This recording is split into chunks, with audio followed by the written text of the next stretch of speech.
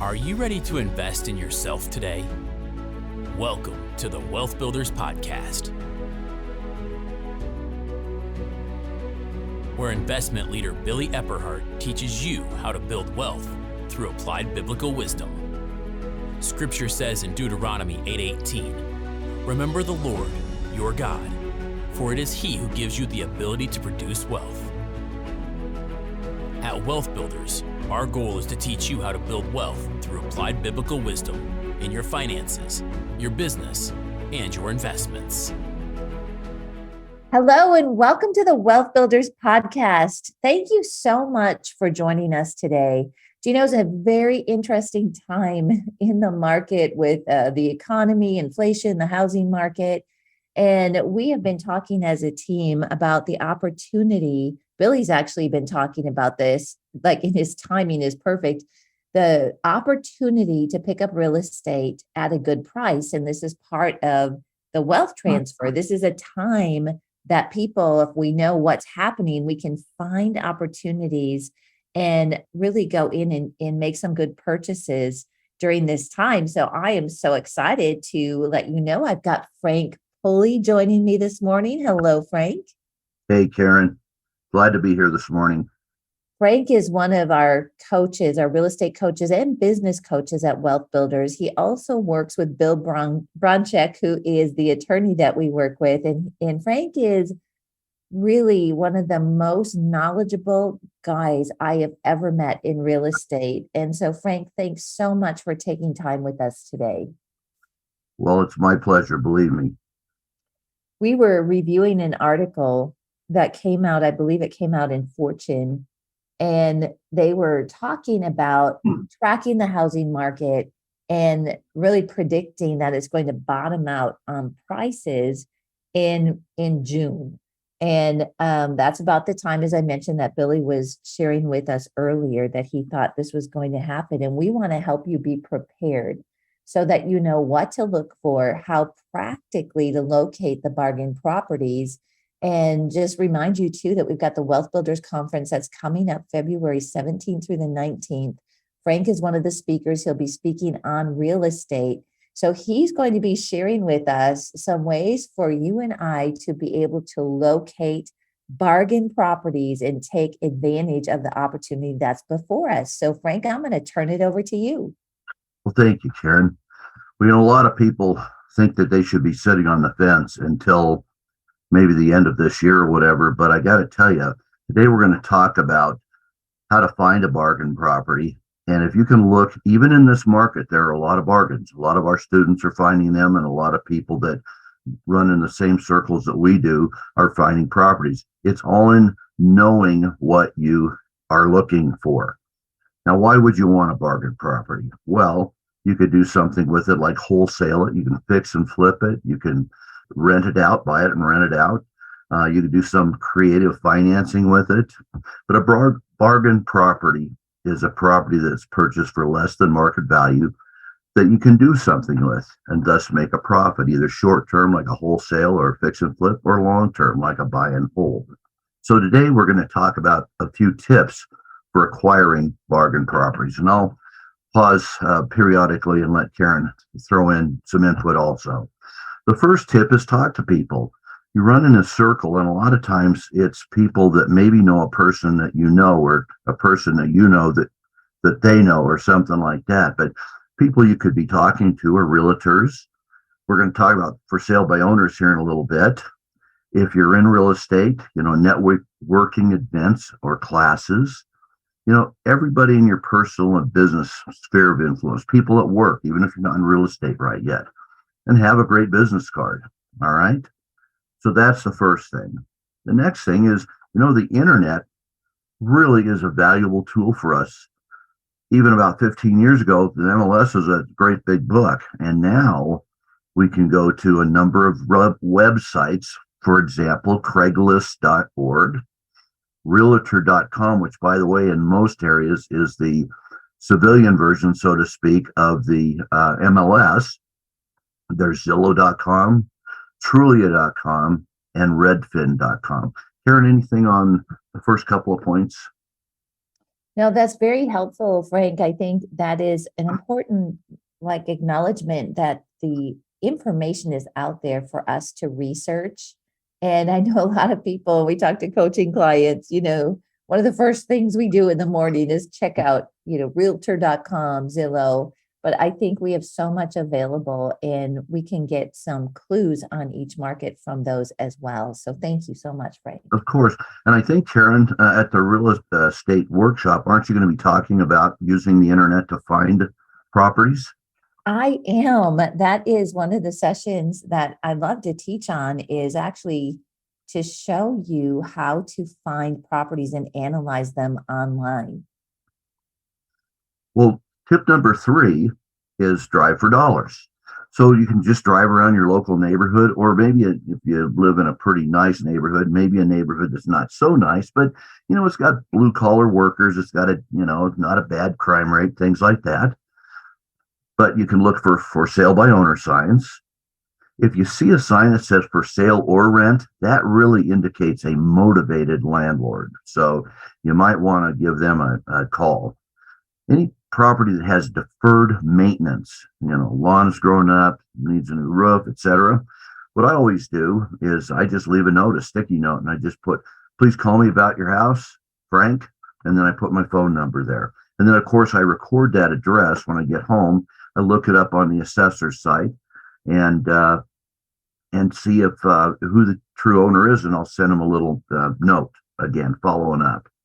The 4th tip is when you're driving around, you're going to find abandoned properties too. Disrepair, you can actually have people that, look for them for you, like mailmen, delivery men. A lot of cities and counties will actually list these, so you can buy those lists, and you can, again, look up the owners on the assessor site and go ahead and mail to them. I also leave one of those post-them notes on those properties also. Now, here's another one. Find old for rent or for sale ads. Now, I know that we don't use the newspaper much anymore, although if you go online on a newspaper or even pick up one, the people that normally will advertise in the newspaper are elderly people that don't use the internet, don't trust the internet, so they still post properties in the paper. And a lot of times when they post them in the paper, they're kind of wanting to get out of the game, so to speak, and retire. And often these people have more than one property. But you can also find these on rentals.com, Zillow, Trulia. And again, look for rent signs. If you're driving around and you see a for rent sign that's there for weeks on end, that might be a good tip. Karen, anything you want to add about the last couple?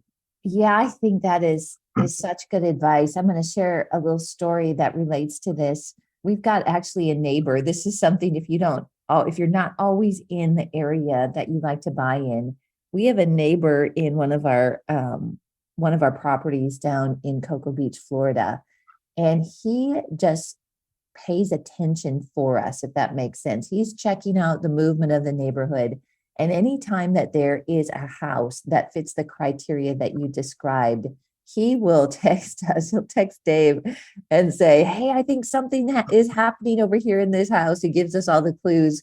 And it's really great to have that. Or like you say, when you drive around, to know these signs, because Billy always teaches that when you go in to look at finding a bargain property, the most important thing you need to understand is the situation of the seller. And what you're describing, Frank, tells a story about the situation of the seller. Why is that important? It's important because you have to know, when you go in to potentially purchase that property, what is important to that seller. And there can be different things that are happening. Well, this one property that he told us about was a probate property. It was very run down. And sure enough, a car would show up there for a couple days, and pretty soon there was digging that was going on in the driveway. And we could tell by that there's someone that probably passed away, and it was probably one of their children that was coming to assess the property and get it ready to sell. So with that knowledge and stopping by, visiting, finding out, hey, what's going on? What's the story? We were actually able to put an offer in on that property because we knew what was important. And it just happened. We found some things in the inspection that we had to lower the price, and they aren't ready to accept that. But it gave us an edge going in, and we found out that there had been multiple offers on that property at a higher amount than ours that were rejected. But because we took time to pay attention to what you're describing, Frank, they had actually accepted our offer, even though it was lower. So I just think this is so valuable. And communication, just, stopping by, visiting with people, talking to neighbors, if it's, not something that would be considered like impolite, but you can learn a lot and really look for these properties. Yeah, those are really good points, Karen. Yes, finding out what motivates the seller, because if you're finding some of these properties, they're probably off the MLS and the owner doesn't really know what to do with them, and you're kind of solving their problem. And I've experienced before where I've been able to buy a property for less by maybe putting a little more down payment that kind of takes care of the seller's problem. They can have problems with job loss, transfer, believe it or not, kids getting in legal problems, things like that. So, yeah. And, when you do that, you can actually potentially go in before it gets listed. And one of the things you can say is, hey, we're going to save you real estate commissions, realtor commissions. And that's 6%. So right there, we've got an opportunity to bargain and purchase that property at a lower amount. Absolutely. Absolutely. And another technique too is to talk to bankers. Now, I'm not talking Wells Fargo, Bank of the West, or any of those guys. Small local banks and credit unions. When you get into the game, those can be your best friend because often they can offer some rates that the big guys can't, and they usually move a heck of a lot faster. But some of these banks hold what's called REOs. It stands for real estate owned. And they're basically properties they've foreclosed on, but they haven't put them out on the MLS yet. And bankers do not like to be in the real estate business. They just want to get paid. And so if you have a relationship with a small bank or credit union, a lot of times they may share that list with you. And there's other things you can buy out on the internet lists of late payments, abandoned payments, things like that.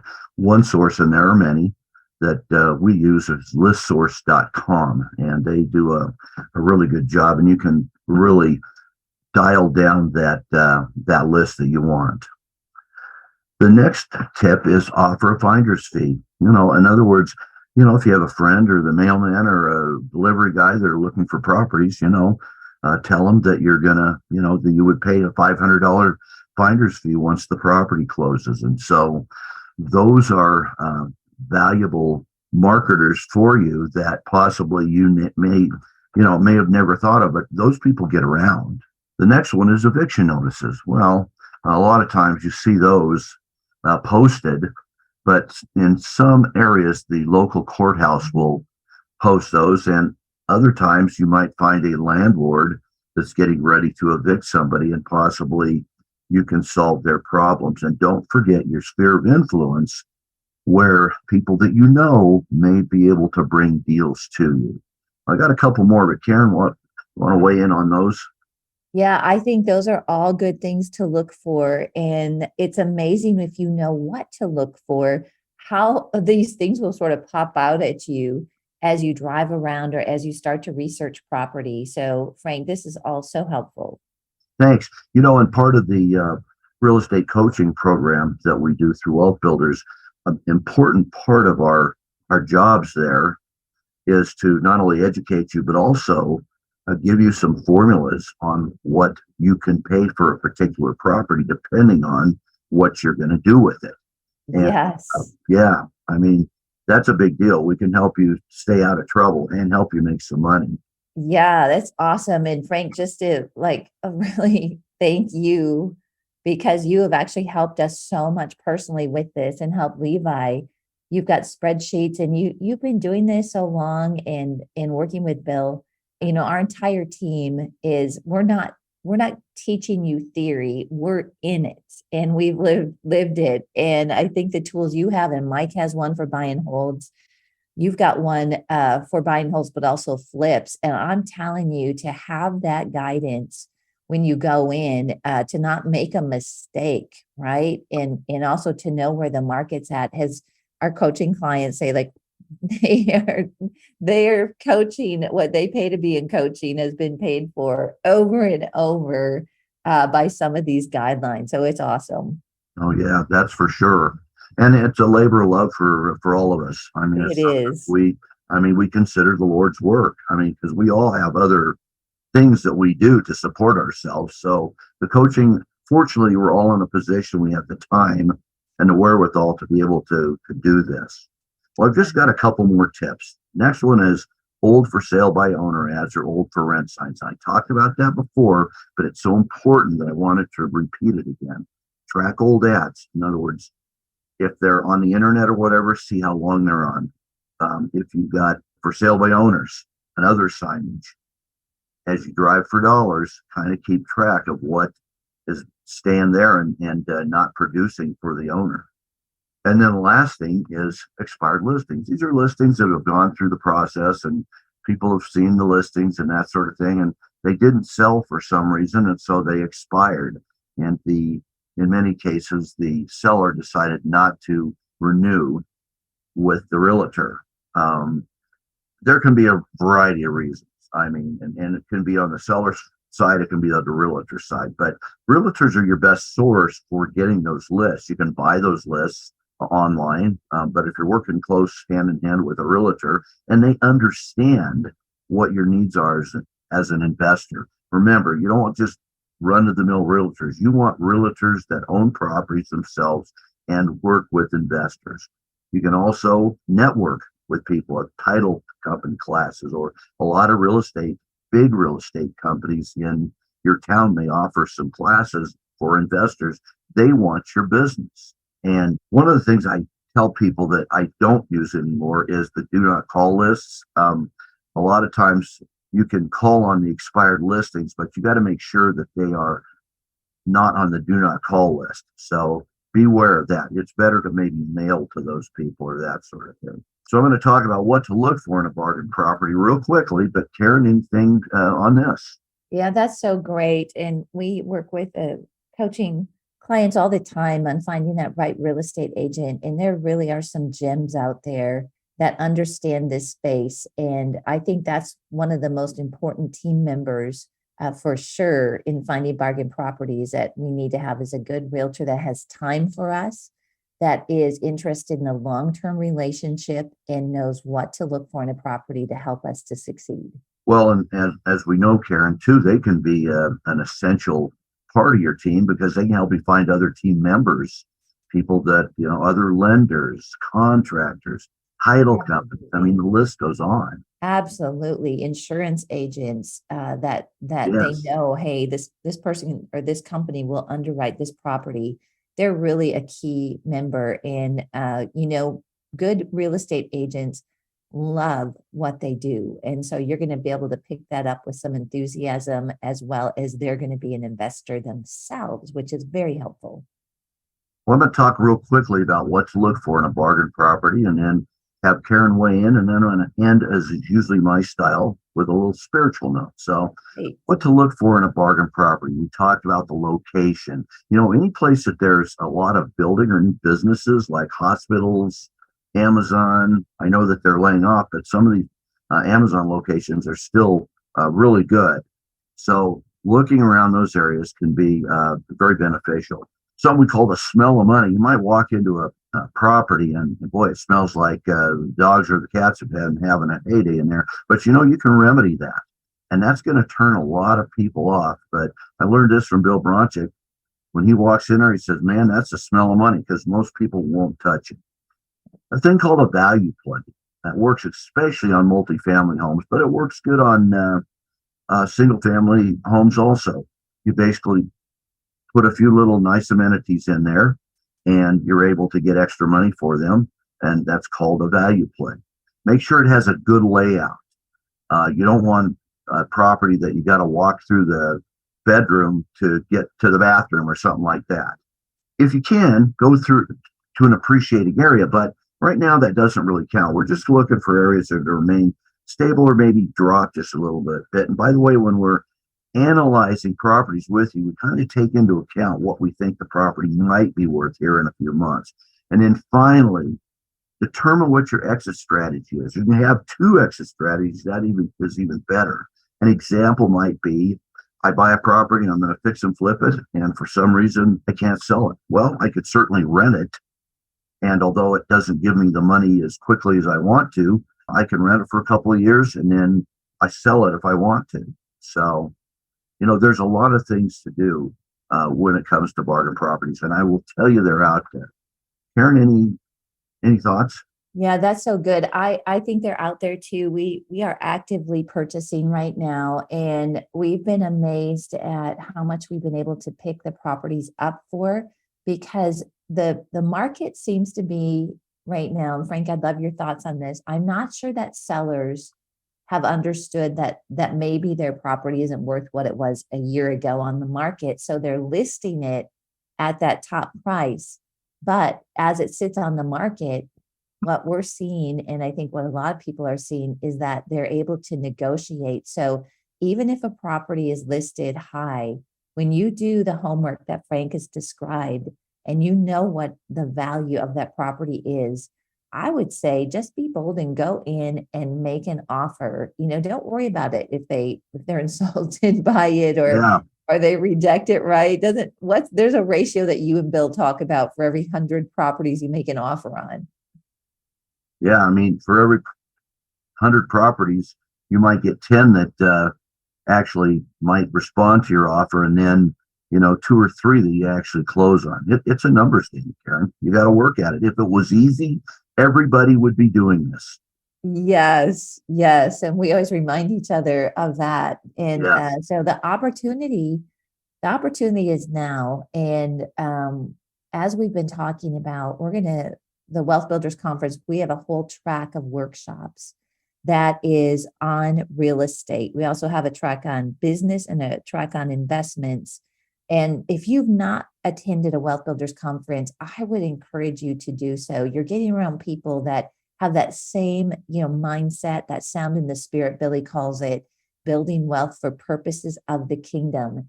And so we have limited space in person. So register for that as soon as you can. It's in Denver, Colorado. Go to wealthbuilders.org/events to learn more. Again, that's wealthbuilders.org/events. And you can also join us by live stream from all over the world. And so we just look forward to seeing all of you there. We love to visit with you and learn about your journey, your wealth building journey. So we're just so excited and want to thank all of you for being part of the Wealth Builders family and for tuning in every week. Frank, thank you so much for being a part of this podcast today. You bet. All right. Well, God bless you, and everyone make it a great rest of the day. Have a great day, everybody. We hope you learned something of lasting value today from this Wealth Builders podcast. If you'd like any tools, teachings, or resources mentioned in the podcast, you'll find them online at wealthbuilders.org. Wealth Builders exists to teach you how to build wealth through applied biblical wisdom in your finances, your business, and your investments. Wealth Builders is a nonprofit organization. We depend on your donations to keep this podcast running. Please consider donating to us on wealthbuilders.org.